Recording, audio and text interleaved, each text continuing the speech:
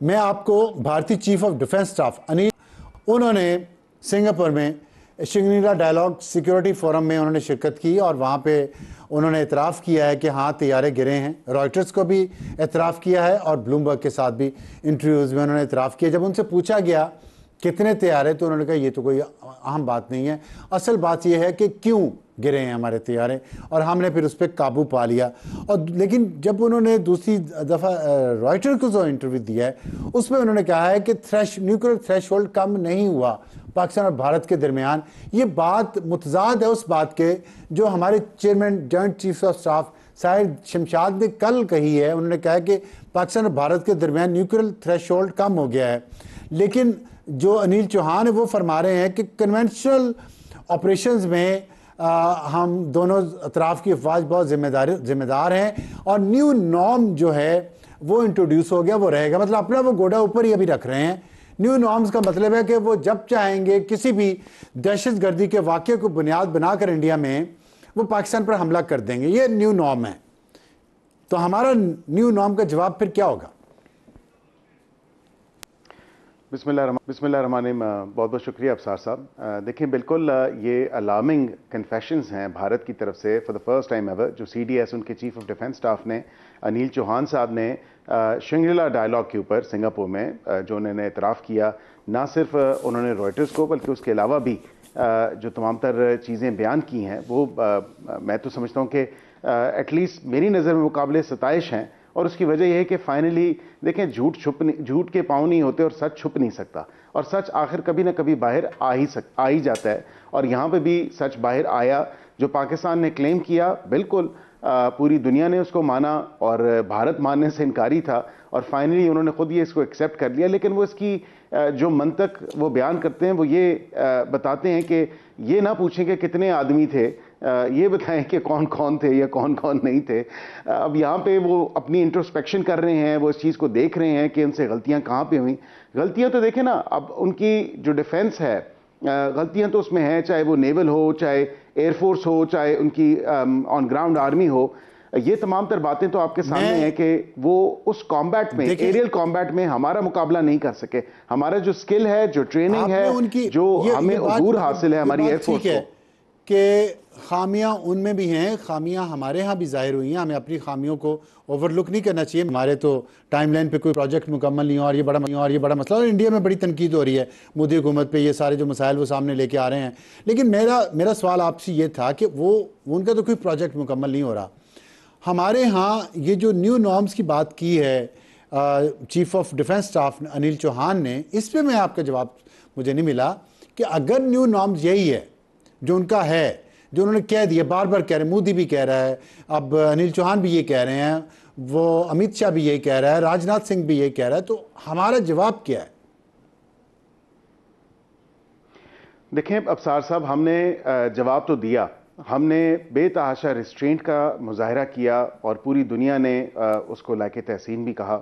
उसके अलावा हमने अपने सेल्फ डिफेंस में जो हमारा राइट ऑफ सेल्फ डिफेंस है अंडर इंटरनेशनल लॉ, उसको एक्सरसाइज करते हुए UN चार्टर के अंडर जो आर्टिकल 51 है उसको बरूए कार लाते हुए हमने अपना right of self defence exercise किया। और to be very honest with you, मेरी नज़र में जो मैं इसको देखता हूँ, ये नॉच अप था। ये जो क्विड प्रो को प्लस एक जवाब गया है भारत को, उससे भारत के जो है वो आसान खता हो चुके हैं। ना सिर्फ एरियल कॉम्बैट के ऊपर बल्कि ऑन ग्राउंड भी अगर आप देखें, ये जो पूरा एक कन्वेंशनल वॉरफेयर से हट के जो तमाम तर, जिस तरह साइबर वॉरफेयर भी कह लें, दीगर चीज़ें भी कह लें, पाकिस्तान की कैपेसिटी और कैपेबिलिटी जो है वो वाकईतन जो है वो भारत ने और भारतीय लोगों ने, भारत की आर्म फोर्सेस ने वो रिकग्नाइज की है और रियलाइज की है, और उसके साथ साथ पूरी दुनिया ने की है। ये जो आपने सवाल पूछा और आपने कहा कि ये new norm to certain extent, ये अपनी एलिगेशंस के ऊपर, अपने शक के ऊपर, अगर ये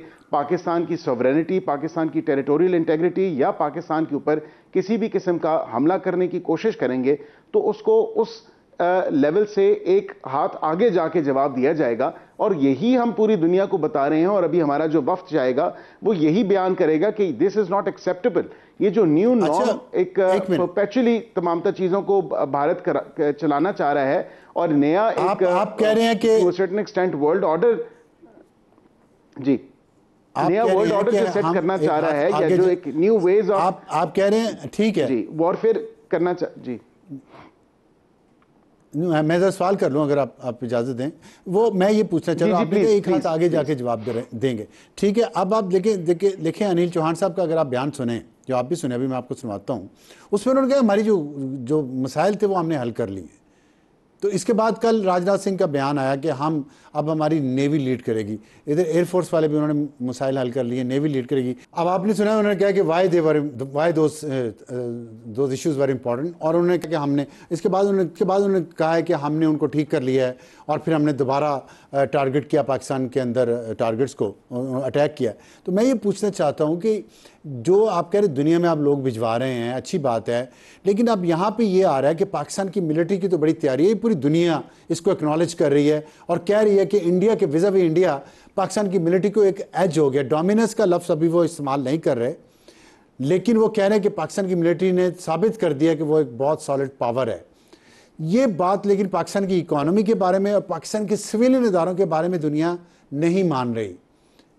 क्या करेंगे आप, क्या आपकी हुकूमत की स्ट्रेटजी है? देखें, एक जो CDS की जो चीफ ऑफ डिफेंस स्टाफ की बात है, वो ये इस बात पे तो नहीं आ रहे कि 6 थे, 7 थे, 5 थे, वो नंबर पे नहीं आ रहे।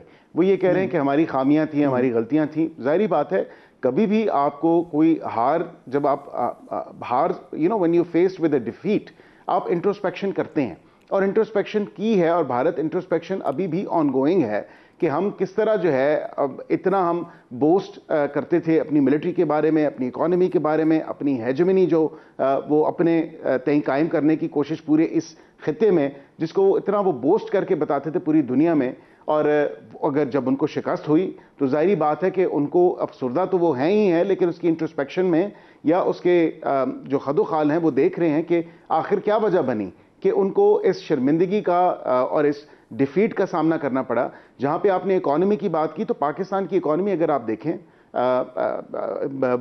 भारत की अमेरिका के साथ ट्रेड की अगर बात है, तो आईफोन्स वहां पे नहीं बनने जा रहे। वो एक बयान सदर ट्रंप अमेरिका जो हैं उनका आ चुका है। इसी तरह जो ट्रेड की बात है, जिस तरह शायद भारत ने समझा कि हमारा तो इतना ज़्यादा क्लोज एक रिलेशन है अमेरिका के साथ, तो हम शायद प्रेफरेंशियल ट्रेड की उसमें चले जाएंगे।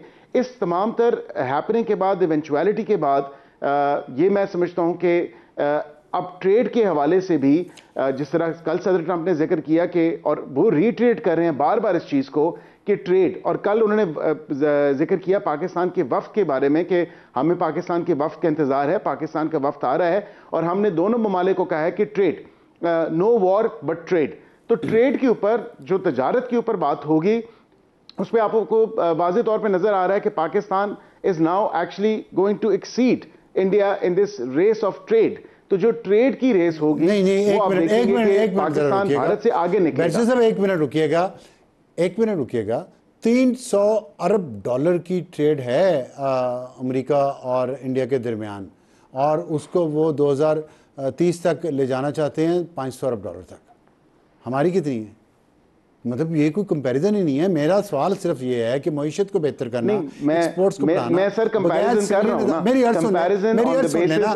अर्ज सुन ले, सिर्फ सिविलियन इदारे कोई भी अपना काम तरीके से नहीं कर रहा, या ओवरसीज पाकिस्तानीज ने कहीं किसी बिल्डिंग में, कहीं किसी प्रोजेक्ट में पैसा लगाया हुआ है, वो डूबा हुआ है इन ज़मीनों के मसाइल के या बिल्डिंग्स के मसाइल के।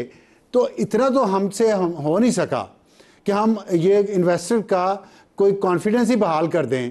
तो कहां से आएगी इन्वेस्टमेंट और कहां से बढ़ेंगी एक्सपोर्ट्स? देखें, मैं गुजारिश कर दूं अफसार साहब, इस तमाम तर मामले के ऊपर अगर आप देखें तो टैक्स के हवाले से या जनरल रिफॉर्म्स के हवाले से जो गवर्नमेंट में गवर्नमेंट अथॉरिटीज़ हैं या इंस्टीट्यूट्स हैं, उनके हवाले से, गवर्नमेंट बॉडीज़ जो हैं उनके रिफॉर्म्स के हवाले से अभी हमने इतना काम किया। FBI को मिसाल के तौर पे अगर आप देख लें, तो हमने FBI के अंदर इतने ज्यादा रिफॉर्म्स लेके आए हैं जो स्टे ऑर्डर माफ कीजिएगा, आप लाए होंगे बड़े ट्रेडर्स, अभी 23 अरब और 24 अरब अलग से रिफॉर्म्स, जी बिल्कुल लाए होंगे आप रिफॉर्म्स। बहुत बढ़ गया टैक्स कलेक्शन भी, मान लिया, लेकिन तनख्वाहदार तबके की गर्दन मरोड़ के, निचोड़ के, अच्छी तरह से आखिरी कतरे हमारे निकाल के तब बढ़ा है। और दूसरी, और जो अभी भी शॉर्टफॉल जितनी आ रही है सालाना टैक्स रेवेन्यू में, वो मतलब उसको हाईएस्ट है। तो क्या क्या हुआ, एफबीआर ने क्या, आप मुझे बताएं, कितनों को ले आए, जितनों को आपने ताजिरों को लाना था और नए टैक्स पेयर्स को लाना था, कितने ले आए आप? जी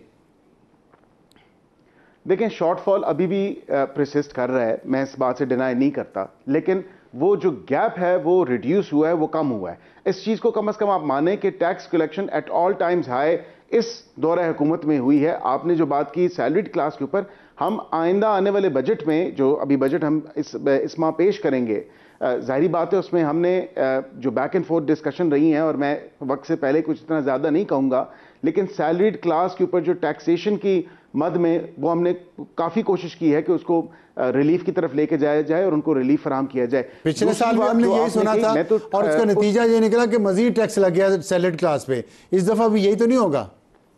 नहीं, आप जो अच्छे अवाम दोस्त बजट टू सर्टेन एक्सटेंट मैं कहूँगा, क्योंकि आप एक IMF के प्रोग्राम में, देखिए ये नेशन की विल होती है, हम जितना मर्जी जो है रिफॉर्म्स कर लें, जब तक ये कौम इकट्ठी नहीं होगी टैक्स अदा करने के लिए, तो आप जोर जबरदस्ती टैक्स ले लेंगे, टैक्स निकाल लेंगे, टैक्सेशन आप कर लेंगे, लेकिन हमें बस ये कौम भी इस चीज को रियलाइज करनी चाहिए, वी हैव टू पे आवर टैक्सेस।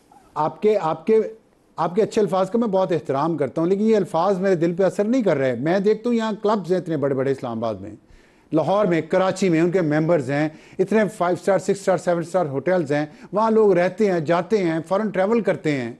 आप अभी तक, और इतनी ज़्यादा फॉरेन ट्रैवल करते हैं, कहाँ से आते हैं पैसे उनके पास? ये कितना मुश्किल काम है ये सब चीज़ें जानना, इसका डेटा नहीं है, आप लोग क्यों नहीं लगाते? सर मुश्किल काम नहीं है, डेटा है बिल्कुल, आपके टैक्सेशन नंबर के साथ आपकी पासपोर्ट नंबर, आपका आईडी कार्ड, रहन सहन देखें, लैंड क्रूजर देखें कितनी है इस मुल्क में, बड़ी गाड़ियां कितनी हैं, उन सब का डेटा आपके पास है, उन पे तो कोई टैक्स नहीं लगता। मेरी तनख्वाह में से आप फिर कहते हैं जी 35% 45% दे दो, क्योंकि मैं तो, मेरी गर्दन आपके हाथ में है। देखें, अभी हमने वो जो दायरा है ना, उस दायरे, वो जो उस पूरे दायरे को वसी भी किया है टैक्स नेट को, लेकिन उसके साथ साथ उनके गिर जो घेरा है वो तंग किया है, जो इस तरह के जो मैंने आपको चीजें बताई हैं, जो मैं अभी मैंने बताई हैं, उनको क्यों नहीं पकड़ते, लेकिन यकीन जाने आपने वो उन तमाम टॉप ने देखें, उन तमाम के ऊपर भी एक्शन हो रहा है। मैं यही कह रहा हूं ना कि बड़ी बड़ी जो मल्टीनेशनल्स हैं, बड़ी बड़ी जो कंपनीज हैं जो टैक्स एवेजन कर रही। सर मैं आपको दो केसेस की एग्जांपल देता हूं। एक केस तो आपके सामने, जिसकी वजीर आजम साहब ने भी तारीफ भी की और वो आपके सामने पेश भी किया, 23 अरब रुपया जो सिर्फ और सिर्फ एक स्टे ऑर्डर के पीछे छुपा था, और अभी रिसेंटली सिंध हाई कोर्ट में 24 अरब रुपया जो है वो रिकवर हुआ, जो कि स्टेट ऑफ पाकिस्तान को बिलोंग करता है, किसी का जाती पैसा नहीं है, वो पाकिस्तान को टैक्स की मद में पैसे आने थे। वो स्टे ऑर्डर्स वहां पे उसी टाइम रिलीज हुए, और उसके साथ साथ हमने ऑल्टरनेटिव जो हमारा डिस्प्यूट रेजोल्यूशन मैकेनिज्म है जो FPR के अंदर हमने लेके आए हैं, ताकि केसेस का जल्दी फैसला हो। बैरिस्टर साहब माफ़ कीजिएगा, आपने बड़ी अच्छी बात की है, मैं तारीफ़ करता हूँ कि आपने वो इतने सालों बाद इस अदलिया के मुंह से ये पैसे ले लिए, स्टे ऑर्डर उन्होंने भी ख़त्म कर दिया। पता नहीं अदलिया इतने स्टे ऑर्डर देती क्यों और किस बुनियाद पे देती है। मैं तो बात कर रहा हूँ, आपको एक मैंने तबका बताया इस मुल्क में, एक इलीट है, सुपर इलीट है, रिच इलीट है, स्टिंकिंग रिच इलीट है, उसको टैक्स क्यों नहीं कर रहे? सामने हमारी आंखों के सामने फिर रहे हैं, उनकी टैक्स रिटर्न्स आपने कभी देखी हैं? मैं तो ये कर रहा हूं, मेरा सवाल ये है, FPR यहाँ किस होता है? FPR का वो इस तरह के जो एनॉमली केसेस होते हैं, जिस तरह का आपने जिक्र किया, और जो फॉरेन ट्रैवल लोग कर रहे हैं, बहुत ज्यादा कर रहे हैं।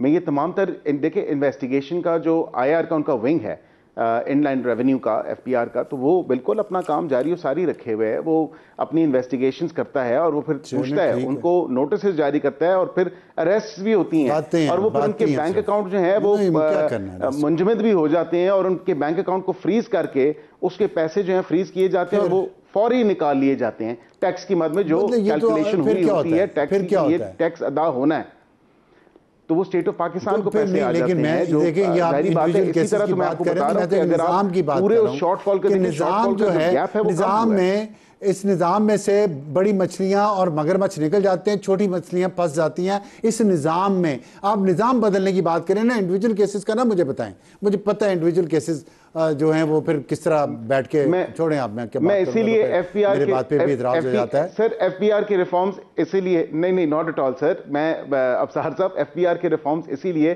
FPR के रिफॉर्म्स के ऊपर वजीर आजम इतने टची हैं, वो यकीन जाने कि कई दफ़ा वो बात कर चुके हैं और डायरेक्शन दे चुके हैं तमाम तर चीज़ों के ऊपर। इसीलिए हमने जो ATIR के जो हमारा सिस्टम है, जो इनलैंड रेवेन्यू के अंदर एक फोरम है, उसके अंदर हमने कॉम्पिटेंट लोग लाए हैं ताकि वो करप्शन से पाक हो और ज़्यादा से ज़्यादा एक जल्दी केसेस का फैसला और ज़्यादा से ज़्यादा टैक्स इकट्ठा हो स्टेट ऑफ पाकिस्तान के लिए।